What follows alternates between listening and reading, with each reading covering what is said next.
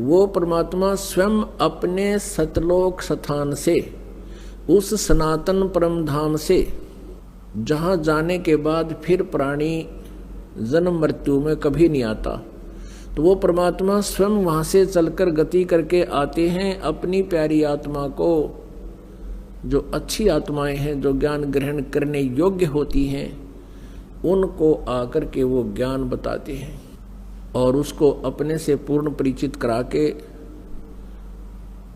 फिर उस तत्व ज्ञान के प्रचार के लिए उसको पुनः उसी बॉडी में, शरीर में भेज देते हैं। जैसे आदरणीय गरीबदास साहिब जी को जब वो 10 वर्ष के थे, उनकी आत्मा को सतलोक लेकर गए प्रभु, अपनी सभी समर्थता से अवगत कराया, ब्रह्मा जी, विष्णु जी, शिव जी आदि की स्थिति से परिचित कराया, पूरे ब्रह्मांडों की रचना के विषय में जानकारी दी और फिर उनको वापस शरीर में भेज दिया था, क्योंकि उधर से कुल के लोगों ने उस बच्चे को मृत जानकर अंतिम संस्कार करने के लिए चिता पर रख दिया था। फिर वापस परमात्मा ने उस आत्मा को पूर्ण परिचित करा करके वापस भेज दिया, शरीर में प्रवेश कर दिया, फिर वो बच्चा जीवित हो गया। तो आज का जो समागम है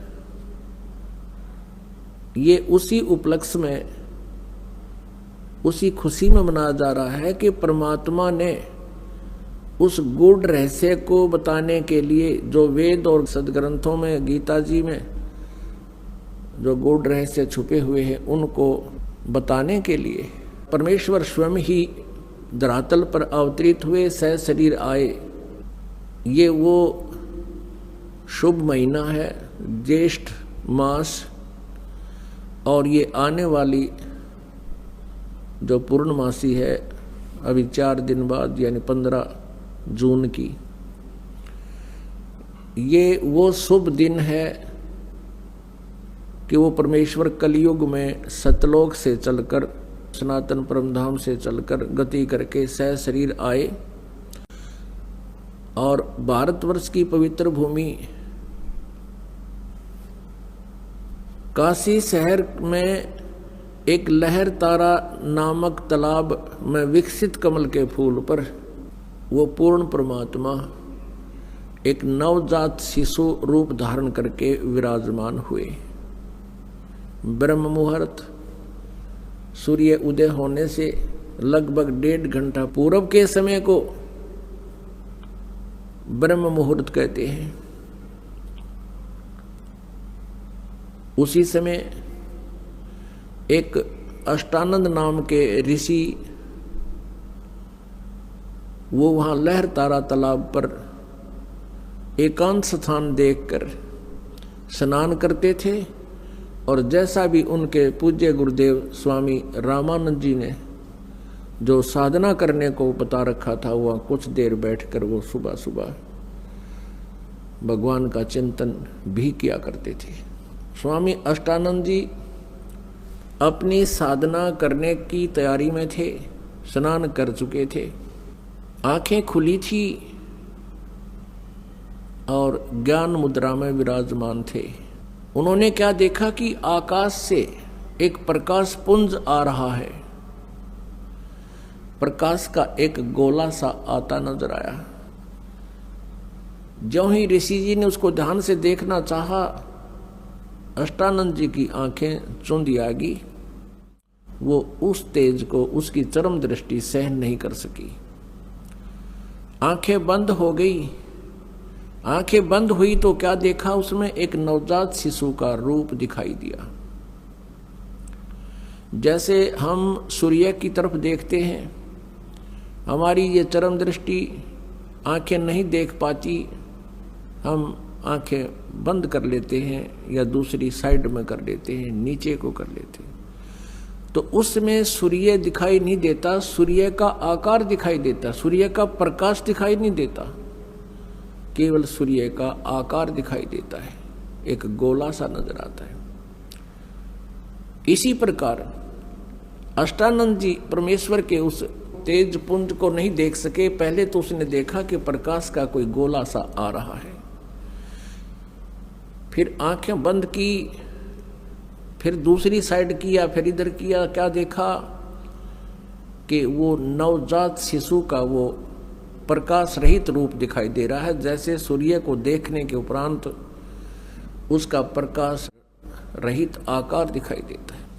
और क्या देखता है अष्टानंद जी के वो प्रकाश एक कमल के फूल पर एकत्रित और अदृश्य हो गया। अंधेरा सा था, वो देख नहीं सका, लेकिन इतना तेज प्रकाश अपने आप गति करके आ रहा था, इससे वो अचंभित बहुत हुआ।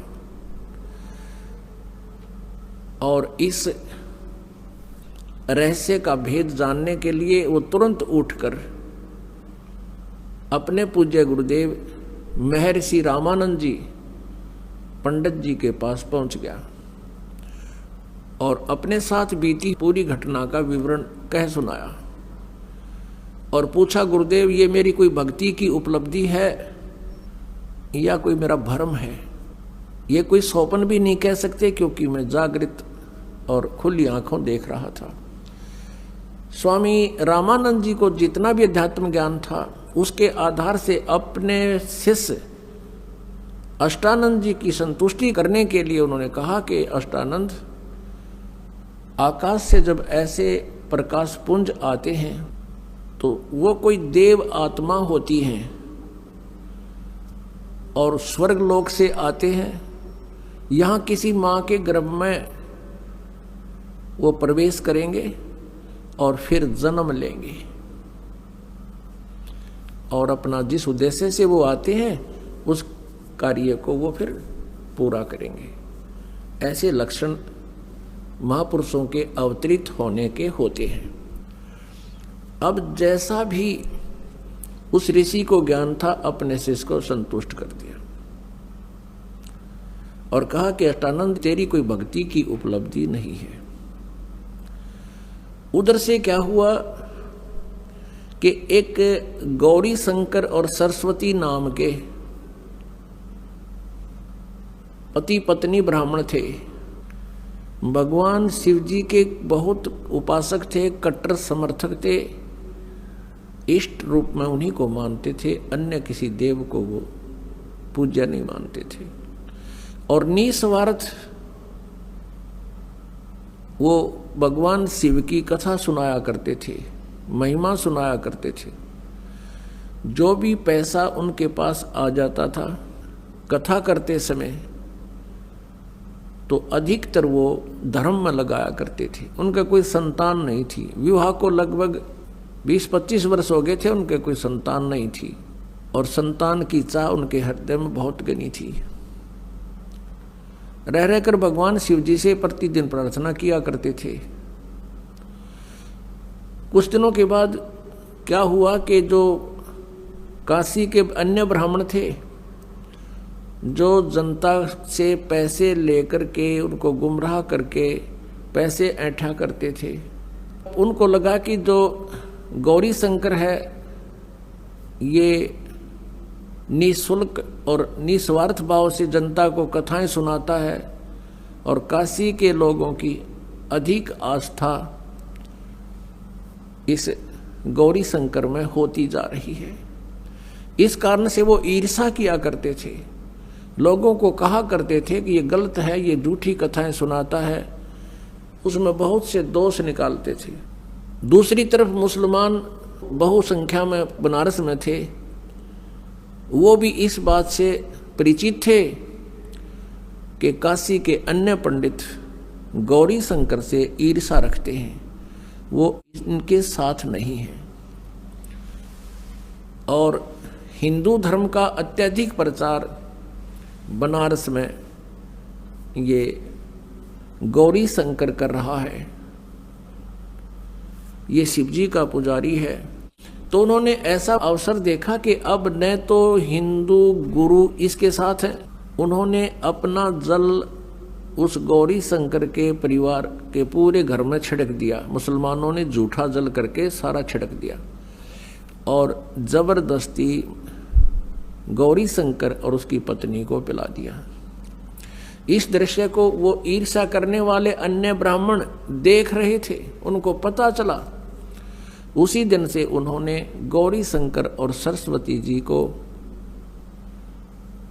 अपनी बरादरी से निकाल दिया और कह दिया कि ये मुसलमान बन गए हैं, इन्होंने झूठा पानी पी लिया है, जबकि उनको बाई फोर्स पिलाया गया था। अब ऐसी स्थिति में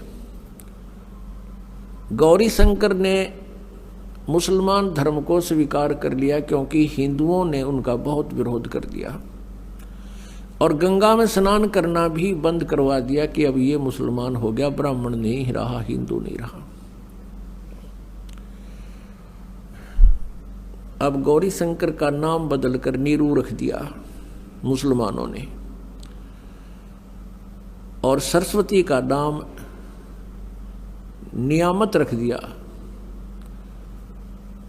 उसको नीमा कहने लगे, और नीरू का नाम नूर अली रख दिया, उसको नीरू कहने लगे।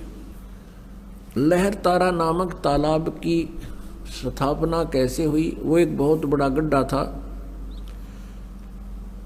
लगभग सैकड़ों एकड़ में झील थी और गंगा का पानी लहरों के द्वारा ओवरटेक होकर, ओवरफ्लो होकर, जैसे पशु घाट बने हुए थे उनसे उछलकर वर्षा के दिनों में जब फुल स्वयं पर गंगा चलाकर बहती थी, तो पानी ओवरफ्लो होकर के लहरों के द्वारा रिस रिस के ऊपर के उछल के एक बहुत बड़े सरोवर का रूप धारण किए हुए था। उसका जल गंगा के तुल्य ही निर्मल था, लंबी चौड़ी झील थी, झील तो नहीं कह सकते, लंबा चौड़ा सरोवर था, वो तालाब था। और अष्टानंद जी भी वहाँ एकांत स्थान पा करके स्नान किया करते थे उसी स्वच्छ जल में। उधर से नीरू नीमा पहले ब्राह्मण थे, प्रतिदिन गंगा पर स्नान करने जाते थे। गंगा में स्नान करना ब्राह्मणों ने उनको प्रतिबंध लगा दिया, मना कर दिया, तो वो भी उसी लहर तारा नामक तालाब पर स्नान करने के लिए प्रतिदिन जाया करते थे। उस दिन भी जिस दिन परमात्मा उनको मिले, वो प्रतिदिन की तरह सुबह उठकर, ये गर्मियों का मौसम, सुबह वक्त से उठकर चल पड़ते थे। जहाँ वो रहते थे उनकी जुलाहा कॉलोनी से लगभग 4-5 किलोमीटर की दूरी पर वो लहर तारा तालाब था। प्रतिदिन वो सैर भी हो जाती थी, स्नान दोनों पति पत्नी वहाँ करके आते थे। वो भले ही मुसलमान बन गए थे, लेकिन भगवान शिव को नहीं भुला पाए थे। अंदर से वो फिर भी पुकार उसी अपने इष्ट को ही सुनाते थे। उस दिन नीमा रोती हुई कह रही है, हे भगवान शिव जी, आप परम शक्ति हैं, आप देवों के देव हैं, महादेव हैं। मुझ दासी को भी एक खिलौना दे देते, आपके दरबार में भरे भंडार हैं। मुझे भी एक पुत्र दे देते, मेरा भी संसार में हिस्सा हो जाता, और दुनिया मेरे ऊपर कटाक्ष कर रही है, ना जाने क्या क्या कहकर हमें चिढ़ा रही है। ये परमात्मा, आपकी दासी का जीवन सफल हो जाता।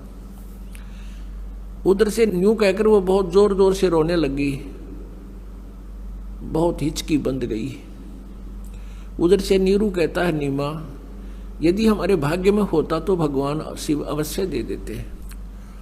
आयु हमारी 60 के आसपास पहुंच चुकी है, वृद्धावस्था ने दस्तक दे दिए हैं, और हम अभी भी उसकी तरफ चाह कर रहे हैं। आप ऐसे रोती रहोगी, आपकी आंखें खराब हो जाएंगी। बुढ़ापे में कोई उंगली पकड़ने वाला सहारा हमारा है नहीं, पुत्र भाग्य में है नहीं, तेरी आंखें और नष्ट हो जाएंगी, तू अंधी हो जाएगी। सब्र कर, भगवान ने जो किया वो ठीक किया है। ऐसे सांत्वना देते हुए और नीमा हिचकी बंधी हुई रोती हुई आंसू पोंछती हुई वह पहुंच जाती है लहरतारा नामक तालाब पर, जहां वो प्रतिदिन स्नान किया करते थे।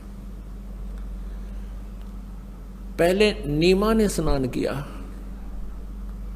थोड़ा अंधेरा रहते नीरू बाहर बैठा था किनारे पर, ऊपर पाल पर।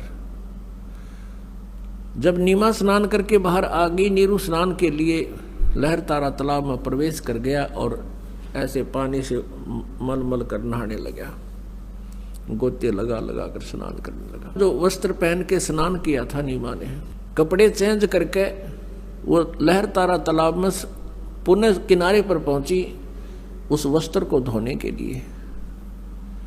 उसी समय रोशनी हो गई थी, सुबह का उजियाला शीघ्र हो जाता है। थोड़ा सा अंधेरा छटा था, सामने एक कमल के फूल के ऊपर कोई वस्तु हिलती नजर आई नीमा को। नीरू तो नहाने में व्यस्त था, मस्त था। अब नीमा को पहले तो जब देखा कि लगता है कोई सर्प फन उठा रहा है, क्योंकि परमेश्वर ने, कबीर देव जी ने एक पैर का अंगूठा मुख में दे रखा था और एक को हिला रहे थे, जैसे बच्चा लीला करता है। अब नीमा ने ध्यान से देखा तो उस पर क्या देखा कि वो तो बालक है, वो नवजात शिशु है। अब वो जोर से चिल्लाई, अपने पति से कहा कि देखियो जी, कमल के फूल पर बालक है, कमल के फूल पर बालक है। अब नीरू ने सोचा या तो कति मेंटल होगी या पागल हो चुकी है लगता है इसके। अब इसको जल के अंदर भी बच्चे दिखाई देने लगे। हे भगवान, हे अल्लाह, इसको सद्बुद्धि दो दाता। वो फिर चिल्लाई, वो कहने लगा तू चुप रह नीमा, मानती नहीं मेरी बात। यहाँ जल में कहाँ से बालक आए थे। उसने फिर जोर से कहा कि देखना देखना वो डूबेगा बच्चा। अब जिधर वो हाथ कर रही थी, संकेत कर रही थी, उसी तरफ नीरू ने भी दृष्टि डाली तो देखा सचमुच एक बालक कमल के फूल में। अब उसने आव देखा ना ताव देखा, एकदम आगे बढ़ा, क्योंकि गहरे जल में गया और उठाकर उस बालक को कमल के फूल समेत तोड़ के ले आया, उठा लाया, अपनी पत्नी को थमा दिया। अब वो उधर से नीमा ने उस बालक को सीने से लगाया। पुण्यात्माओं, जिस परमात्मा की खोज करते करते हमने युग बीत गए और जिस परमेश्वर के गुणों को सुनकर हम गदगद हो जाते हैं और हमारे रोंगटे खड़े हो जाते हैं, उस परमेश्वर को उस प्यारी आत्मा ने पुत्रवत प्यार किया, सीने से लगा, मुंह चूम्या उस बालक रूप परमात्मा का और माथे का लावे, कभी सीने से लगावा, सौ शुक्र मनावे अपने शंकर भगवान की। अब जो सुख उस माई ने होया होगा उस भगवान के टच करने से, स्पर्श करने से, उसका अंदाजा नहीं लगाया जा सकता। हम उनके नाम से इतने गदगद हो जाते हैं, उस मालिक का गुणगान सुनकर ही हमारे रोंगटे खड़े हो जाते हैं। उस माई ने जिस परमात्मा की चाह है, सर्व सृष्टि रचनहार है, और उस मालिक को सीने से लगाया, उसको कितनी खुशी और कितना उसके शरीर के अंदर रोमांच हुआ होगा। उस सुख को वो माई ही वर्णन कर सकती है। उधर से नीरू ने सोचा कि पहले तो हम हिंदू थे, मुसलमान बना दिए, हिंदुओं से संपर्क रहा नहीं, मुसलमानों से अभी हमारी इतनी जानकारी नहीं, हमारे साथ कोई साथी नहीं है। और यदि हम इस बालक को लेकर जाएंगे और जनता को बताएंगे कि कमल के फूल पर हमें मिला, कोई विश्वास नहीं करेगा। उल्टा कहेंगे कि तुम किसी का बालक चुरा लाए हो, हमारी पिटाई भी कर लेंगे और मार मार कर हमारा हुलिया बिगाड़ेंगे और पूछेंगे बताओ किस बहन का तुम ये बालक उठा कर लाए हो, और हमसे बालक भी छीन लेंगे और नगर निकाला भी दे देंगे। ये सारा जुगाड़ सोच कर, सारे विचार लगा करके नीरू ने अपनी पत्नी से कहा, नीमा इस बालक को यहीं छोड़ दे, और उसको सारी स्थिति से परिचित करा दिया कि हमारे साथ ऐसा ऐसा हो सकता है। तो नीमा ने कहा, जी इस बालक ने ना जाने क्या जादू कर दिया मेरे ऊपर, मैं इसको त्याग नहीं सकती, मेरे बस की बात नहीं। इसने जो मेरे अंदर अट्रैक्शन पैदा कर दी, ये मेरे बस की बात नहीं, मैं मर सकती हूं। जैसे सर्प से कोई मणि छीन ले, वो फन पटक पटक कर मर जाता है। अब इसके बिछुड़ जाने से मेरी वही स्थिति हो जाएगी, मैं नहीं त्याग सकती। नीरू ने बहुत कुछ समझाया और प्यार दिया। वो कभी अपनी पत्नी को गुस्से से नहीं बोला था, क्योंकि वो समझता था कि ये पहले बहुत दुखी है, संसार के व्यंग सुन सुनकर ये दुखी है, ये निसंतान है, ये बांझ है, पता नहीं संसार कितने प्रकार से पीड़ित करता है। वो उसको बहुत प्यार देता था। वो एक पति का प्यार भी देता था और एक पिता का भी। तो उसने उस दिन कहा कि नीमा तू बहुत जिद्दी हो गई है, मेरा नाजायज फायदा उठा रही है, मैं तेरे को आज तक कभी गुस्से से भी नहीं बोला, तो इतनी जिद्दी हो गई है कि आगा पीछा नहीं देख रही है, और ये पिछला हमारा क्या हाल हो गया है, आगे और ना जाने क्या होगा। नीमा नहीं मानी। तो उस दिन पहली बार अपनी पत्नी की तरफ उसने थप्पड़ मारने के लिए हाथ उठाया, रोते हुए, आंखों में आंसू है। तब नवजात शिशु बोलते हैं परमात्मा कि नीरू तुम्हारे लिए मैं आया हूं, मुझे घर ले चलो, तुम्हें कोई कुछ नहीं कहेगा। अब नीरू का हाथ वहीं का वहीं रुक गया और सोचा ये कोई फरिश्ता है, ये कोई सिद्ध पुरुष है, नहीं तो कमल के फूल के ऊपर बच्चा कैसे स्थिर हो सकता है। उसको फिर सारी बात याद आ गई कि ये कोई सिद्ध पुरुष है, सिद्धि वाला हंस है, भले ये बालक रूप में है लेकिन सिद्धि तो उसी तरह काम करती है, वचन से काम करती है। अब नीरू चुप करके आगे आगे चल पड़ा, पीछे पीछे उसकी पत्नी परमात्मा का शुक्र मनाते हुए और उस ओरिजिनल गॉड को साथ लिए हुए चल रही है, गोदी में लेकर चल रही है। उस कंप्लीट गॉड को, पूर्ण परमात्मा को गोदी में लिए हुए जा रही है। अपनात्मा ज्यों ही नगर में पता चला कि नीरू को लहर तारा नामक तालाब पर कमल के फूल पर एक बालक प्राप्त हुआ है, और उस बालक को जो भी देखता था आश्चर्यचकित हो जाता था। इतना सुंदर शरीर, इतना कोमल शरीर, इतना हैंडसम वो बच्चा कभी कोई देखा ना सुना। उसका नूर आम बालक जैसा शरीर नहीं था, इतना नूर था उनके शरीर पर, इतना परमात्मा का सुंदर शरीर था।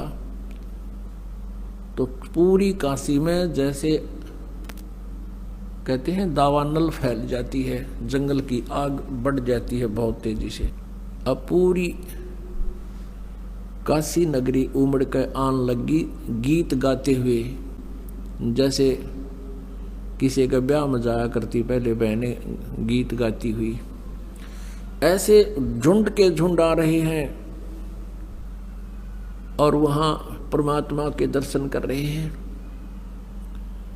कोई कुछ कह रहा है, कोई कहता ये तो भगवान शिव का स्वरूप है, कोई कहता ये तो विष्णु जी अवतरित हुए हैं, कोई कहता ये तो ब्रह्मा जैसे खूबसूरत हैं, कोई कहे ये देव है, कोई व्यक्ति कह रहा है कि ये तो कोई गण है।